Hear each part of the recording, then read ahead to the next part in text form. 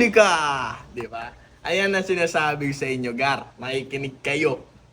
Bakit nagmumura ang disposable? Bakit nga ba, yeah? Di ba? Ayan ang tatalakayin natin ngayon, mga Gar.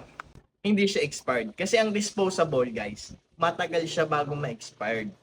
Kaso, ang problema, kaya nagmumura ang dispo, kasi ang bentahan kasi sa market niyan, guys. 150, 250, 200, 250, 100, 150. Mga ganun lang bentahan sa market eh. Kaya mura.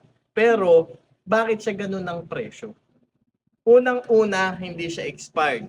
Pangalawa, sa sobrang dami ng stocks dahil may pinagbawal na brand, alam niyo yun. Nagkaroon tayo ng oversupply.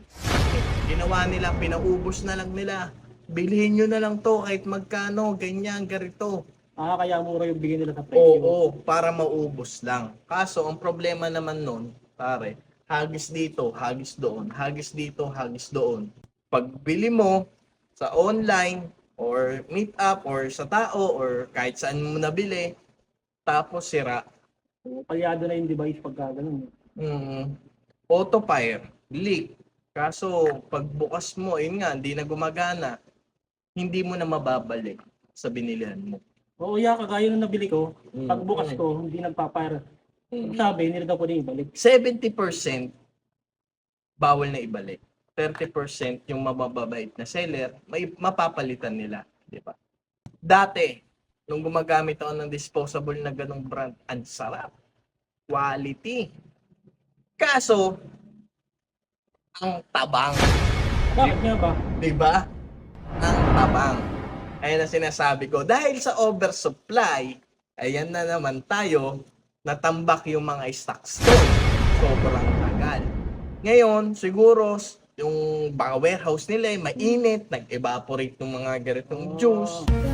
Kaya nung pagkagamit natin ng device, medyo lessen ng flavor. Dati kasi flavorful, quality talaga yung lasa, ang tagal maubos. Ngayon, 3 days sunog yung mga mura, di ba? 3 days ubos. 4 days, ganito na. 1 day, unang gamit mo, matabang. Di ba? Ayun yung mga sinasabi namin. Ewan ko lang para sa amin. Yung sa inyo ba? Diba? Sigurado naman may mga murang disposable dyan. Ayan, kaya ang dahilan bakit nagmumura ang mga disposable. Tapos, hindi lang dahil sa pinagbabawal na yung ganung brand at darating na rin kasi yung June.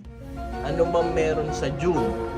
Kailangan na ng matinding pakikinig nyo ngayon. Ano nga bang meron sa June? Yung dating juice natin na 30 ml, magiging 550, ganun ang presyo na pay base. 600, 500, ganun na po magiging presyo dahil sa tax. Pati yung mga disposable, damay din po. Bawal na yung mga hindi nakarehistro. Pero maganda yun kasi kailangan nakarehistro. Para kahit papano, alam nating dekalidad talaga yung hawak nating mga disposable. Ang problema lang, medyo madaming nagpaparehistro kaya medyo mabagal ngayon yung mga stocks natin. Kaya pala konti na lang yung nakikita ko sa mga ito. Pero pagtapos naman siguro ng July, nandyan na ulit. Kaso lang, baka magulat kayo sa presyo.